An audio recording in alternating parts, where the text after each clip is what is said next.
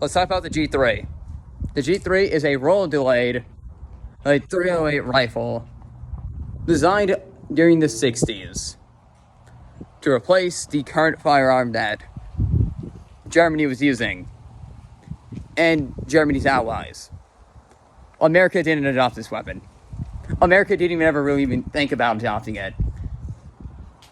They were like, nah. But Spain was like, hell yeah, we need a new gun. Yeah, so Spain is the country that is most memed on for using this weapon in East Germany. For some reason, East Germany really enjoyed this gun. By East Germany, I'm not talking about how Germany was split into two sides at the time. I'm talking about the people on the east side of the eastern part of Germany who enjoyed this weapon. Because that's where this weapon was mainly used. Yeah, right here I did insert a picture of an East German soldier or a German guardsman holding a G3, but I don't feel like putting that image. I'll probably put it in when I'm editing. Editor's note, put in a video, put in an image, and some videos of the weapon. Okay, yeah, so, yeah, it was 308 or 7.62 by 51R, respectfully. It was pretty much, you would be here, and the gun would go, no, you're here, whenever it shoot. Because it had so much recoil to it, and yeah, it was roller delayed, meaning it didn't have that much recoil. But that's a big caliber. Those are two big calibers. So whenever you shot the G3, you would go, douche, you would go, dunk, dunk.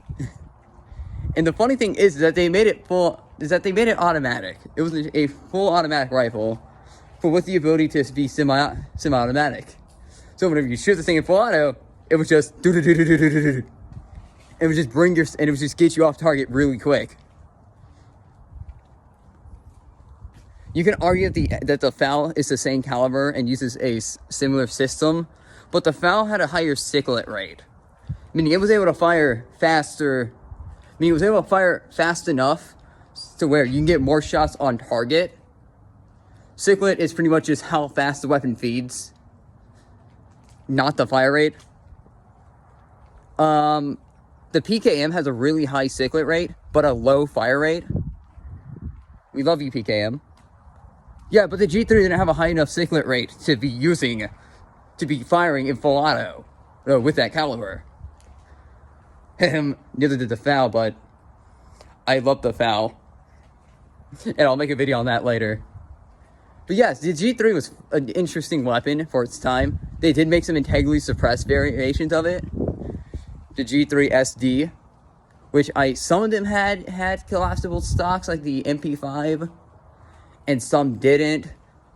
Some had these really weird marksman stocks. I'm gonna call them marksman stocks because they were just heavier stocks. But overall, the G3 was an interesting weapon. But now I'm gonna segue into why the G3 failed. Outside of the fact that it was relatively, it had a low cyclet rate and a relatively low fire rate, and the fact that it fired a large caliber. A larger caliber. Large caliber would be 50 BMG. Respectfully, that is. That is because I consider 50 BMG to be a large caliber, not an anti-material caliber. Anti-material is not going to be mentioned in this video at all. Thankfully. Okay, so let's talk about the marksman rifle and sniper rifle variant of it. The PSG-1, also known as the Peaceful Shitty Gun. For the only reason being, it was a semi-automatic 7.62 by 51R, or marksman rifle. Which, yes, that's a good caliber to have a marksman rifle in. The caveat being, it was roller delayed. So the same issues the G3 had when it fired, it had the same exact issues. There is a video of somebody changing out the barrel and handguard on a G3 to mock it up as pretty much the only differences for the G3 are its caliber and barrel. barrel area. So I'm talking about the foregrips, the barrel length, and handguards. The barrel grip in this case would be the charging handle. Yes, there's differences in the charging handle. All the G3 variations had their own interesting charging handle, except for the G11. Or, I mean, H and K11, but still, it's a G3. That's just bigger and chunkier.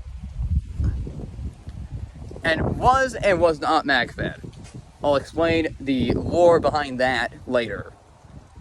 So the G11, so the H and K11, which I'm still going to call it the G311, because it's just a G3 at the end of the day. That's either belt fed or mag fed. The mag fed ones existed more prevalently than the belt fed ones.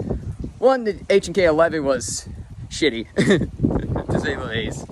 And two, to reload this thing, you had to pull the lower receiver down and put the belt in, and then push it up.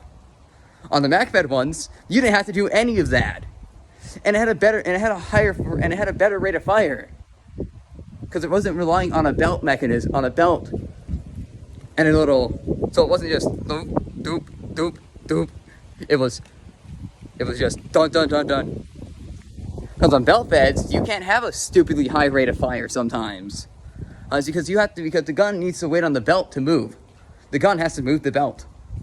This is why some LMGs can be mag-fed and belt-fed, like the H and K11.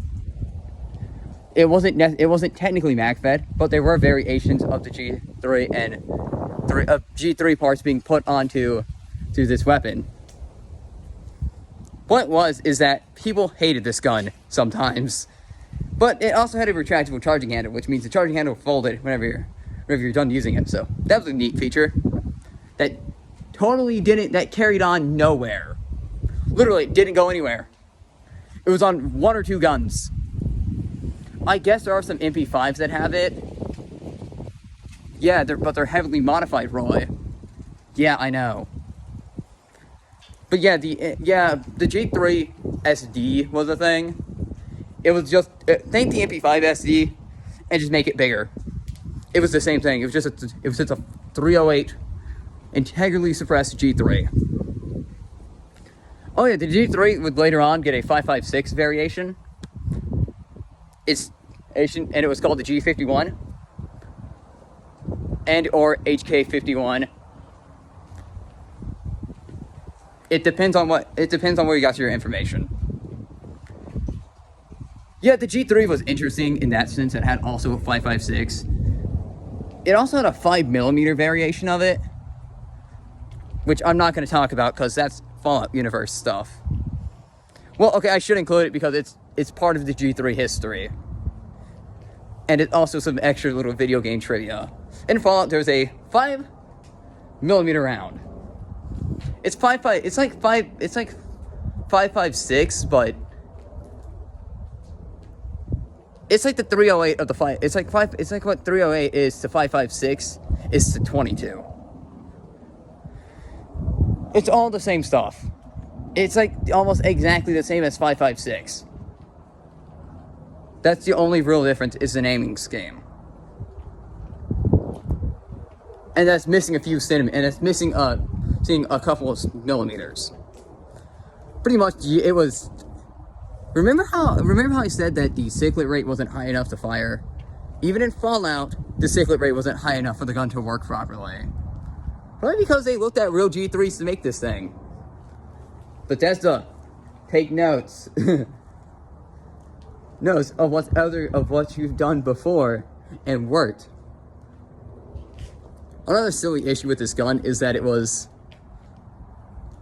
interesting because of how many variations of it existed in the Capital Wasteland. You had the junk version of it, which had a very, very much handmade handguard and stock. That the stock was, I want to say it was supposed to be collapsible, but it was never shown collapsed. Then you had marksman kits that were made for it that just made the gun look better. It still had wood on it for some reason. Should have just made the whole thing out of plastic or metal or whatever the hell they were using. Yeah, that's neat.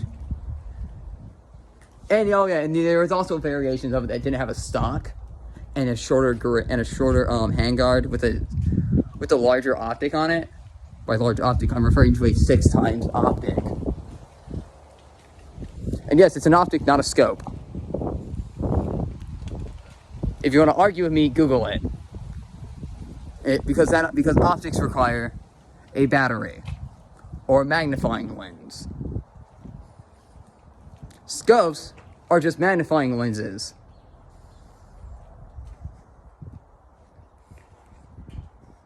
Optical scopes are both. The more you know. And if you think I'm lying, there is a difference. It's not a big difference. It's just naming convention. That's why I explained it like that. Because they're basically the same thing. Just gun nuts like to yell at each other about stupid stuff. Yeah, okay, now we're going to segue into the MP5. MP5 was funny. Because it was a G3 chambered in 9mm. Or 45. Or 10mm. Yes, they made this thing in 10mm. Why did they make the MP5 and MP5K and MP5 SD in 10mm? Who knows? It was something the FBI thought was cool. I'm kidding about that part. The FBI used 10mm a lot. A lot of people use 10mm. SOCOM used 10mm. And 40 Smith & Wesson. Because they wanted a pistol with good stopping power that was relatively light and big enough and compact enough to really tell someone to screw off. It also had a laser sight and other stuff. I'm not going to talk about it. Yeah, so the MP5 came in several varieties. A1 through A5. And just MP5. A1s were interesting. Oh yeah, and they also had grenade launchers. All of these weapons, I just thought, all of these weapons, all G3 also had grenade launchers for them. Did they make sense? No. They were stupid grenade launchers. The MP5 had a grenade launcher. And a flashlight, and a big old mag light flashlight on it, light attachment, and a big old laser module for it too. If you've ever seen the images of USAS and they have that like big old thing on top of it that looks like an optic, no, that's literally just a big ass flashlight. A big old heavy flashlight just on the top of their gun. Like the security flashlights, the ones that you would see security guards using. It's just one of those. It's just a heavy flashlight. Because they didn't know how to make flashlights small enough to put on stuff. They figured it out for pistols because of course they figured out how to do it with pistols first. Yeah, okay, yeah, and the SOCOM, there was a couple variations of it. There was the Spectre variety. Spectre variety is I say Spectre, in reality it's just it had an attachment piece. It was just a simple full thread change. To allow it to take suppressors. The G3 also had this feature, but it wasn't as prevalent. And the G3 would later get adapted into the... And you see this in Modern Warfare 3. The G36 platform. Which are all good guns, don't get me wrong. They're beautiful weapons in 5.56. And I have like almost no experience with them because I don't care about that weapon platform as much as I do the G3. But yeah, there's a lot of civilian variations of the G3. I don't know why. But they made so many different G3 variations and variants that it's hard to keep track of what is real and what wasn't. It was like a joke thing. Because America had their G3s, Germany had their G3s and H&Ks. Oh yeah, and we also had an MP5K. That came in 3 different varieties. A Slim, a Pro. I say Pro, in reality, it's the Black Ops 1 MP5D. MP5K. Without a stock on it. Oh yeah, the MP5 also came with a folding stock. Well, the K did. And the KSD also had a folding stock that could just slide, that could just flip over to the side and get out of your way, and then flip down whenever you needed it. It wasn't really a carbine; it was more of a PDW, in a sense, like the TMP is. Yeah, H&K has made a lot of weird weapons, interesting stuff. But yeah, overall, it's a neat gun.